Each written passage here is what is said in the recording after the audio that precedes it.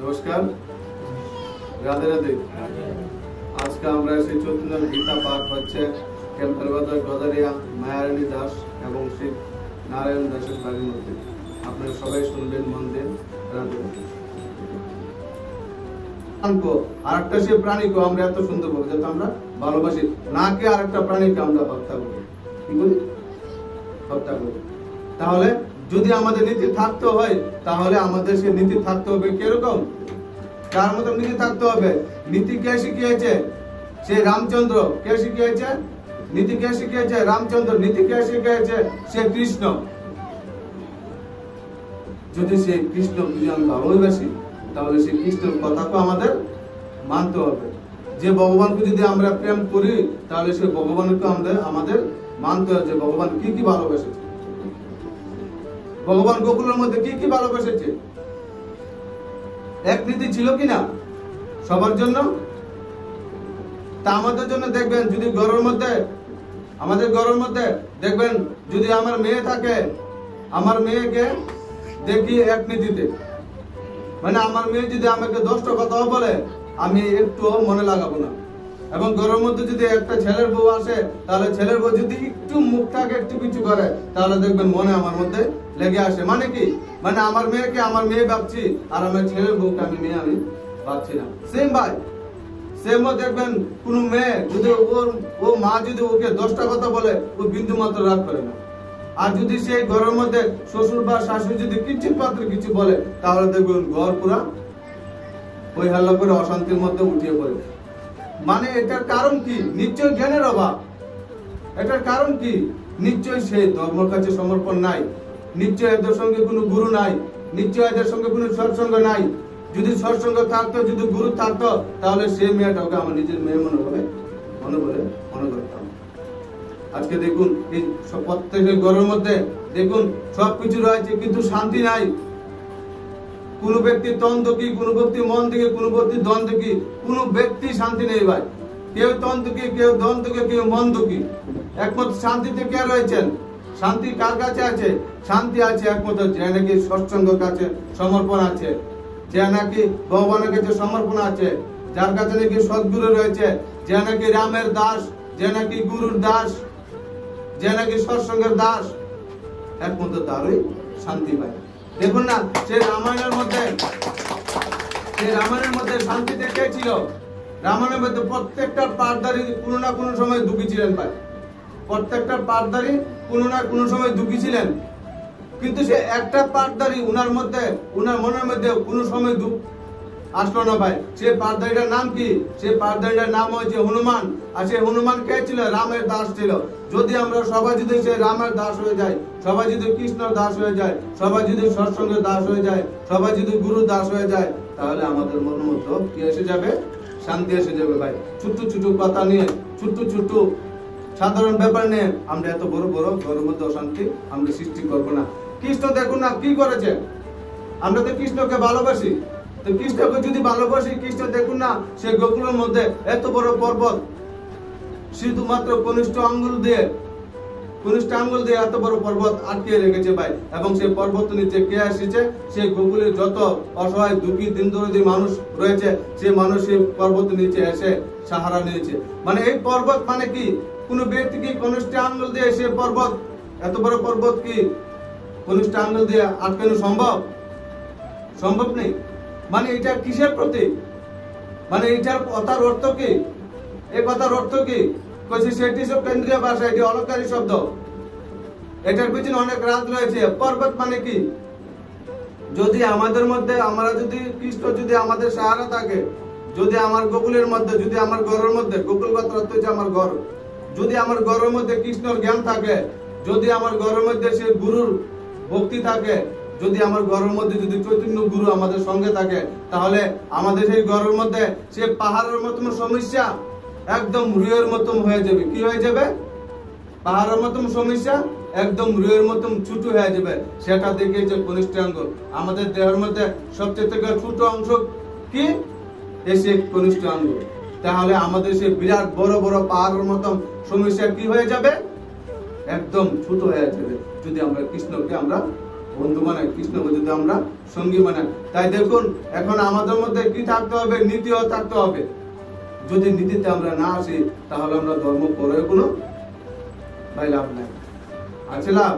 তাহলে আমাদের কি করতে হবে? যদি দেখুন আজকে ভারতবর্ষের মানুষ রাধা কৃষ্ণ কত পূজা করছে, রাধা কৃষ্ণকে দিন রাত 24 ঘন্টা ডাকছে।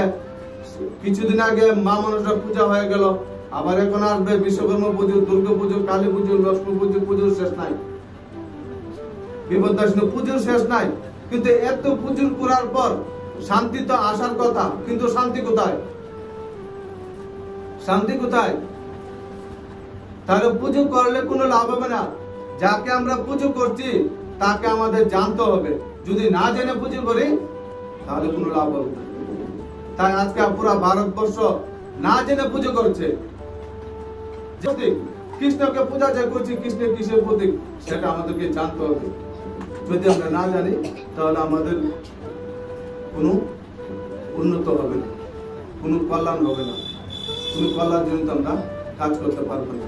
তাই দেখুন না, এখন ভারতবর্ষের প্রত্যেক ব্যক্তি যাতে আমরা নীতিতে এসে পড়ি। যদি দেখুন এত পূজার পরও দেখুন আজকে এত কেরালা এত শিক্ষিত, কেরালা এত শিক্ষিত কান্ট্রি, এত শিক্ষিত কান্ট্রির মধ্যে দেখুন বৃদ্ধাশ্রম মানে এত বেশি বলার বাইরে।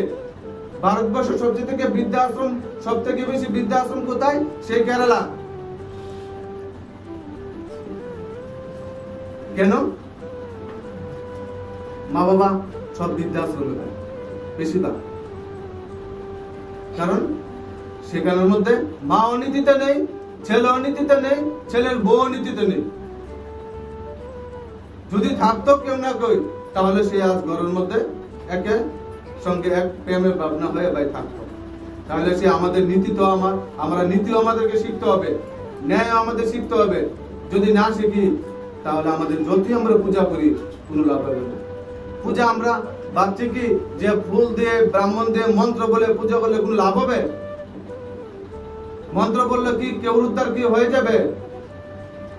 একটা কথা বলছি, মনে করেন যদি আমাদের যদি শরীরের মধ্যে যদি রোগ হয়, যদি জ্বর হয়, যদি আমরা ডাক্তার কাছে না যাই, যদি ওষুধ না খাই তাহলে আমাদের জ্বর ভালো হবে? যদি আমার জ্বর হয়েছে, যদি আমি মন্ত্র বলি জ্বর ভালো হবে? তাই এখন আমাদের সে প্রত্যেক ব্যক্তির মনের মধ্যে কি হয়ে রয়েছে? মনের মধ্যে সবাই মনের মধ্যে কি জমা রয়েছে? হিংসা, নিন্দা, কাম, ক্রোধ, মোহ, অহংকার। সে 5টি অবগুণ দূর করতে হলে আমাদেরকে কি করতে হবে? নিশ্চয় আরেকজন মন্ত্র বললে যাবে না, কি করতে হবে? আমাদের সেই 5টি জিনিস দূর করতে হলে নিশ্চয় আমার সেই কৃষ্ণের কাছে আমাদেরকে গিয়ে শিখতে হবে এবং কৃষ্ণের কাছ থেকে আমাদের জানতে হবে, জেনে তারপর আমার দুর্গুণ আমি নিজেই শেষ করতে হবে। আমি এই যে দেখুন, আমি আজকে আপনাদের সামনে দুটি সে ভগবান শ্রীকৃষ্ণ এবং রামের কথা বলছি। আমি তো বলছি, কিন্তু যদি আপনারা না শুনে পরিবর্তন না হন তাহলে কিন্তু কোনো লাভ হবে না, কোনো লাভ হবে?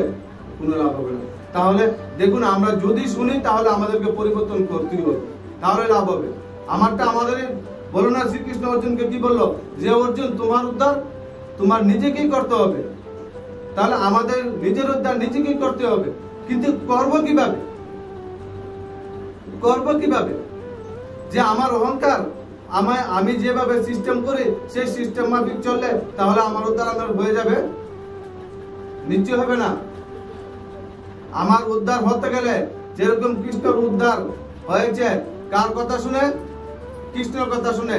কৃষ্ণ রাস্তা দেখিয়েছে যে এই রাস্তাতে যদি তুমি চলো তাহলে তুমি যুদ্ধতে জয় হবে। তা আমাদেরকে রাস্তা দেখানোর জন্য একজন গুরু থাকতে হবে।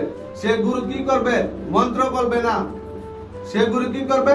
আপনাকে রাস্তা দেখিয়ে দেবে যে রাস্তা দিয়ে চলুন, চলতে থাকুন, এবং সেই রাস্তা দিয়ে চলতে চলতে একদিন গিয়ে আপনার কি হয়ে যাবে?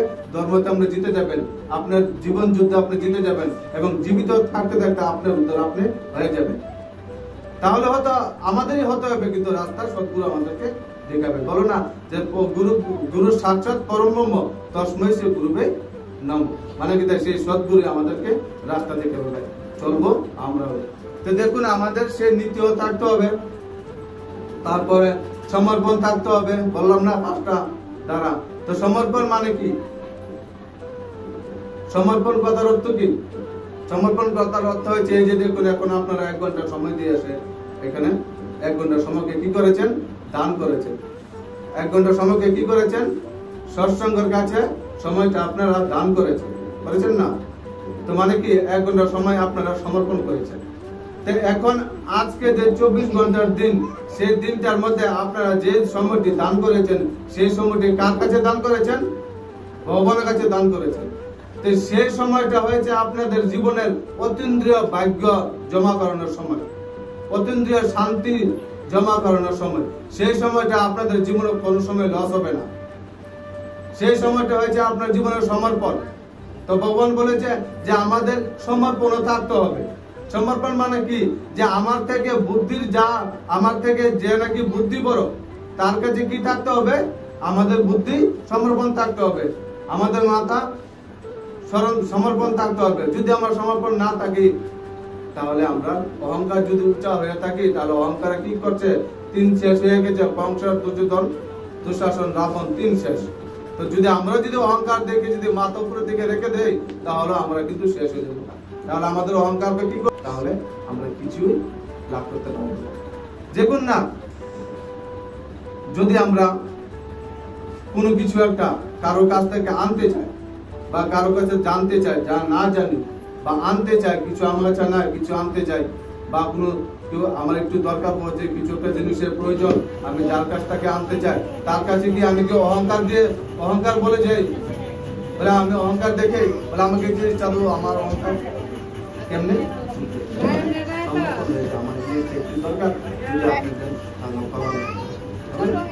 আমি জিনিসটা জানি না দিদি, আমাকে একটু জানান, ঠিক না? মানে আমার বুদ্ধিটা একটু তার কাছে নত করেছি। তেমনি ভগবানের কাছ থেকে এবং সদ্গুরুর কাছ থেকে যদি আমরা শ্রেষ্ঠ জ্ঞান যদি জানতে ইচ্ছা হয়, তাহলে আমাদের সমর্পণ থাকতে হবে কিনা? দেখুন না, সে আমাদের সে ভগবান শ্রীকৃষ্ণ, উনি কিন্তু তিন দুনিয়ার নাথ, উনি তিন দুনিয়ার কল্যাণকারী। উনি কিন্তু সে মানুষ রূপে জন্ম হয়েছেন না? তো উনি পারতেন যে আমি তো তিন দুনিয়ার নাথ, আমি তো ভগবান, আমি কেন গুরু বানাবো ভাই? কিন্তু উনি কি করেছেন? গুরু বানিয়েছেন। সন্দীপনী গুরু ছিলেন না ওনার? সন্দীপনী গুরু ছিলেন, নন্দলাল ওনার পিতা গুরু ছিলেন, ওনার মা যশোদা মায়া গুরু ছিলেন না? মানে এটা কি বুঝিয়েছে? যে আমি এত বড় শ্রেষ্ঠ হয়েও যদি আমার গুরু লাগে, তাহলে তোমাদের প্রত্যেকের গুরু ভাই লাগবে, তোমাদের প্রত্যেকের গুরুর কাছে তোমাদের তো সমর্পণ হতে হবে ভাই। দেখুন না।